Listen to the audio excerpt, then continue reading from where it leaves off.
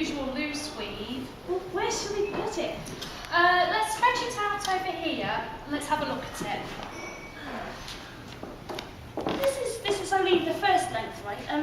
How many more are there to come? 9. 9. 9. And all this long? Well, about. It's going to be 224 feet in total. We'll be hunchbacks with cloven fingers at the end of embroidering this. Funny looking thing, isn't it? It's nice wool work. They have some skill in stitching over in Canterbury. I'll give them that. What's it for? Heard it's for Bishop Odo. You know, the new King William's brother.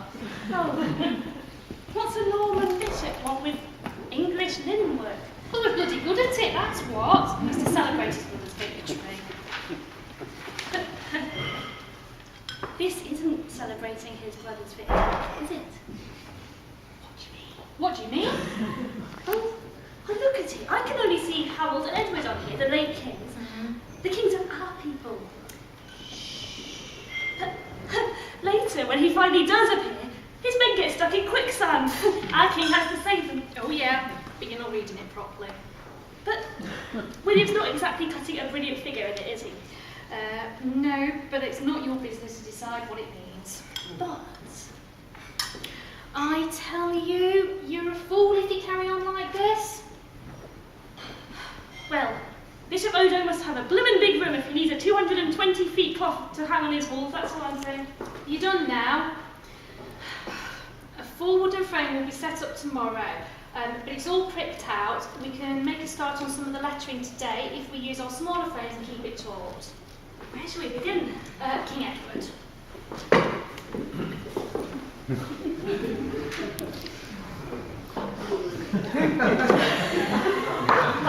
the chap with the lasty moustache? Oh, that's Harold. Oh. The king have a footstool. Go on then.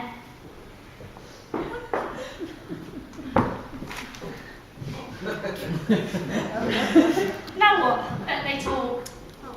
Harold Godwinson, I have called you here on a most important matter.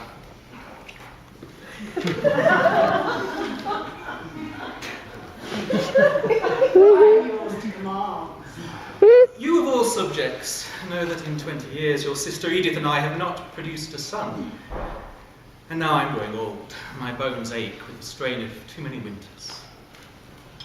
My liege, you rule your people as strongly as ever. I am old, son of Godwin, and I know it, even though I have escaped the sword's hatred. Disease or old age will tear out the life from those doomed to die. I need a successor, so I need you to do something for me. Anything, my king. Take a ship, travel to Normandy to my cousin William. To William. And how shall I greet him? With this news, that... But what? That I, Duke William of Normandy, am rightful heir and successor to the English throne. No! Does the embroidery really say that? No, but it's implied. Oh. Edward is smiling. He could just be bidding Harold, his heir, a pleasant journey. But look at Harold. He's holding up a hand as if in protest. Or is he agreeing? Is he disappointed he's not really the heir? Or just unhappy to have a mission abroad? What does the legend say next? Harold and his men ride to Bosham.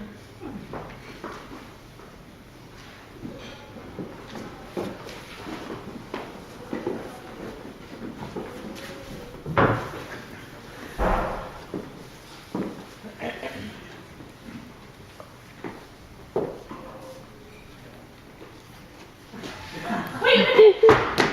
What's this? It's your hawk. It's the raven. Give him a chance, he's new to acting. He looks really angry. That's nothing. Look at the birds up there. Where? The borders of the tapestry. I thought this was an embroidery. Yes, I know. Can you see the birds there? Yes. They don't look too happy either, do they? No, their wings are all caught in bars. Exactly. I wonder if that's a metaphor for something. have you, anyway? Why are you delaying my journey? Hey, are you coming over to help me with the Anglorum, or just standing around staring at pictures all day? Sorry.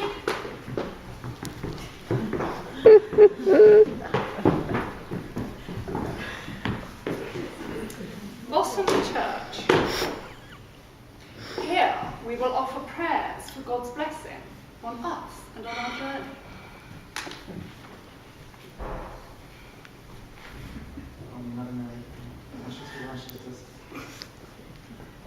My lord, Yes? this church, What about it? isn't it the resting place of one of Canute's daughters? And if it is? Well, I just wondered if it were not rather a troubling place to bless our voyage. Oh, we have nothing to fear from dead usurpers. Their living offspring, or any other hordes from across the northern waters, their belief in Christ is but newly put on. My lord? Be assured, God would not allow the ignominy of a non-Saxon ruler to rule his English throne. Yes, my lord. Take courage, man. Let us go and dine with our ships.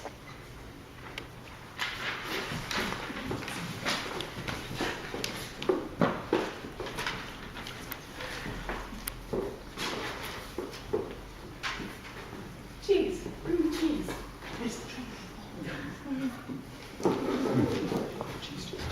Bring drinking horns. Bring at once.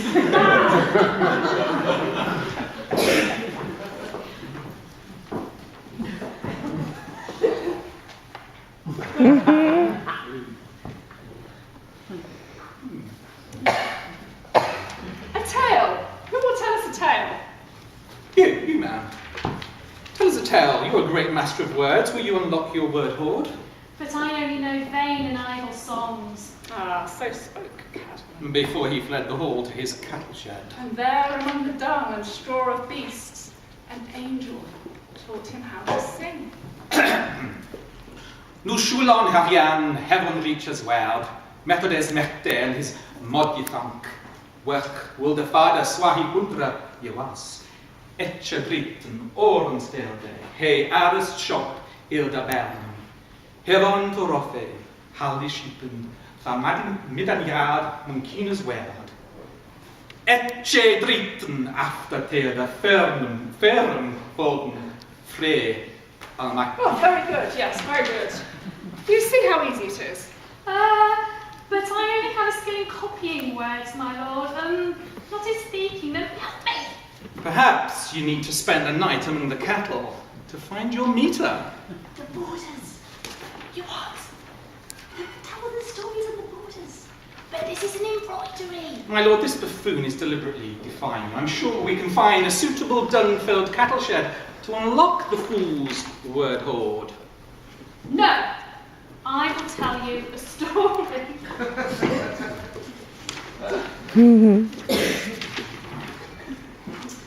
I will tell you of the fox, the crow, and the cheese.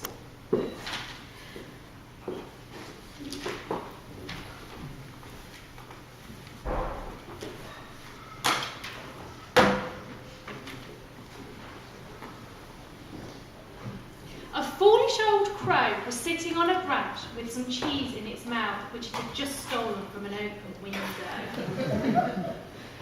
The crow was about to eat the cheese when a fox appeared. The fox knew he would never get up into the tree to steal the bird's cheese, so he decided to use cunning. My dear crow, Said the fox. how beautiful you look this fine day. You shine sleepily. The sunlight shivering on your broad back, burning in bright comets, your fine face and fulsome figure. Grant you grace, most glorious vow. If you could only sing, you would be the finest of birds. The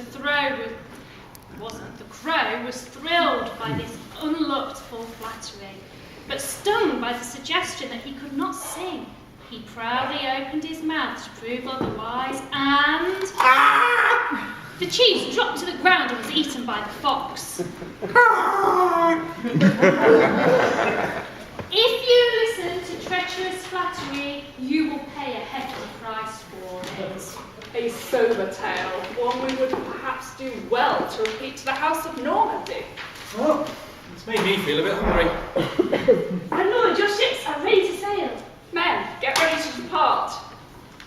Why did you make Howard the fox? It makes it look like him and not Williams the villain. You forget who's commissioning our craft. What on earth's Harold doing? Huh? I've never seen it. Looks a bit weird to me. What does the text say? Hic Harold Marmo Navigavit. Well, there you are then. No, but do you usually travel without your trousers on? What? Well, Harold's half naked here. Really?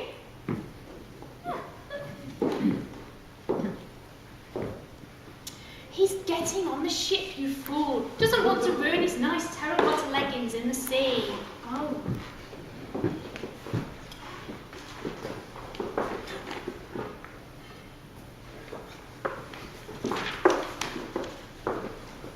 So, how long is this journey going to take then?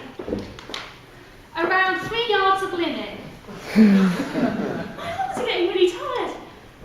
Oh, I can't be writing anything in the stitches here anyway. How's the bishop supposed to know what's going on? He'll look at the stories in the margins. The wolf and the crane. And the pregnant bitch and the wolf and the lamb. Tell one of them to me. No, it's your turn. You're Cadman today. Oh, I've done my bit. Oh, right then. My turn. The Wolf King.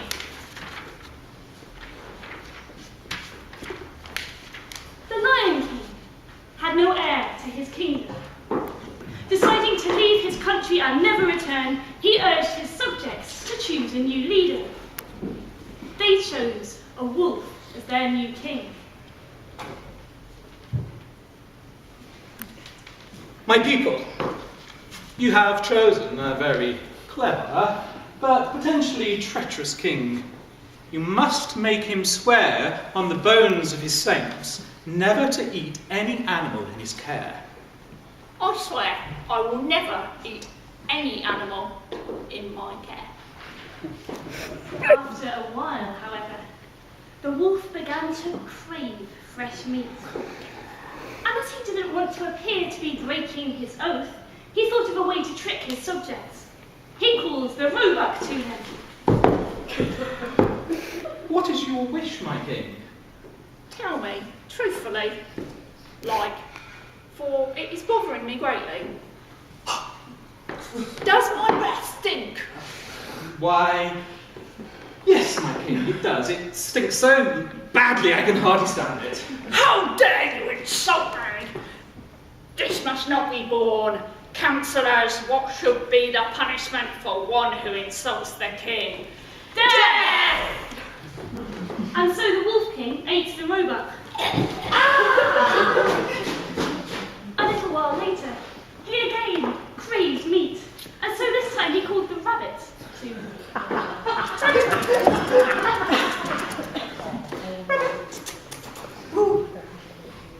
What is your wish, my king? Tell me truthfully, for it has been bothering me greatly. Does my breath stink? The gentle rabbit did not wish to die for telling the truth, so he lied. Oh, no, good king, your breath smells of all the richest perfumes in all the world. You lie, rabbit, for I know it stinks to the heavens. You are a traitor to my crown. Councillors, what should be the punishment for one who lies to the king? Death! And so the wolf ate the rabbit. When next he craved meat, he called the monkey to him. Monkey! Come here, monkey.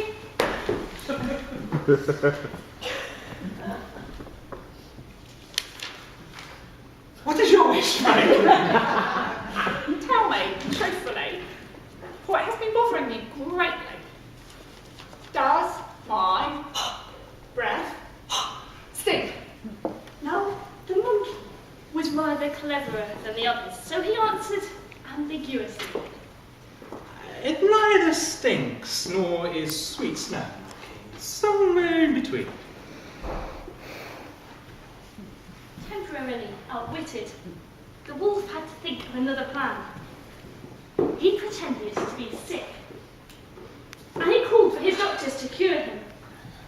The doctors told him that there's nothing wrong with you, but a little meat wouldn't cure. You shouldn't die for the sake of your oath. Well, if you are absolutely sure, well, I would not want to be thought of an oath breaker. But I'm so very weak. I do desire, I think, just a little morsel of monkey. Having broken one oath, a wolf king will always find ways of breaking all his other promises as well. If he ever made the oath in the first place. Yes. So, is this lot even sailing in the right direction? Nope. Land! We're running aground!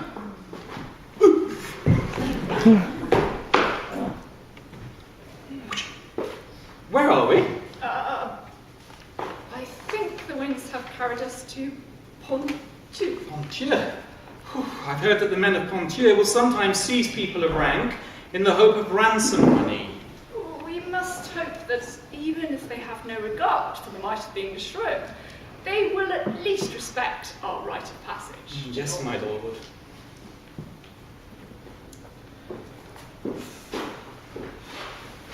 Is that it again? What? Oh.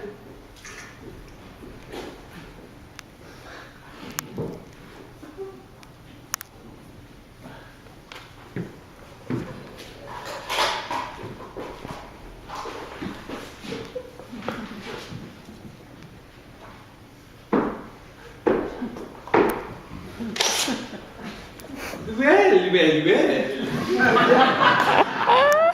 Look at what is wasted in our shivers. Let's not put his head into that hole. Shh. I am Harold Godwinson. I have come to visit William, Duke of Normandy. What in that outfit? I've heard of the dark fashions of the English, but really. I bear an urgent message, I'll tell you, from the English throne. I regret it that we have to be postponed. By the ancient laws of my land, Harold, you are my captive. No! Don't worry, I'm sure William will want to pay you a little visit when he hears you are my guest, and so interestingly attired. Men! Go on, Ben. What are you waiting for?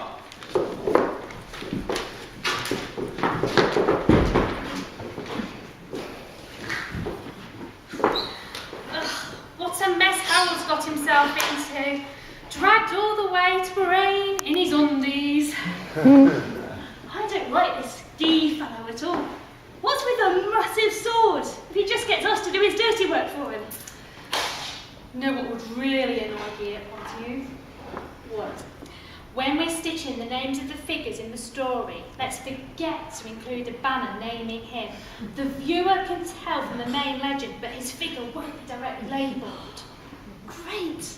And to rub salt into the wound, I'll name Harold twice. Even though it's obvious, here's the one with the moustache, the hawk, and no leggings.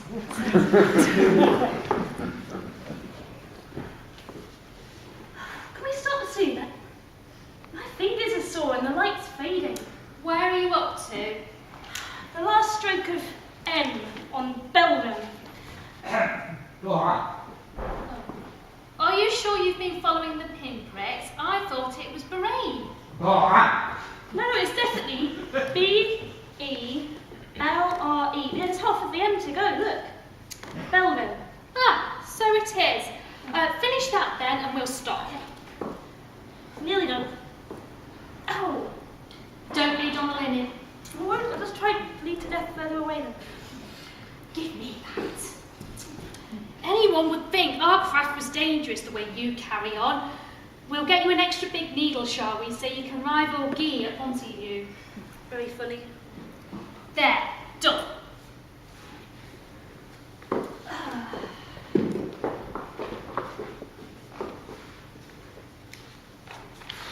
I ache all over. The fingers right, but the entire body toils. Just as the sailor longs for the port, the writer longs for the last line.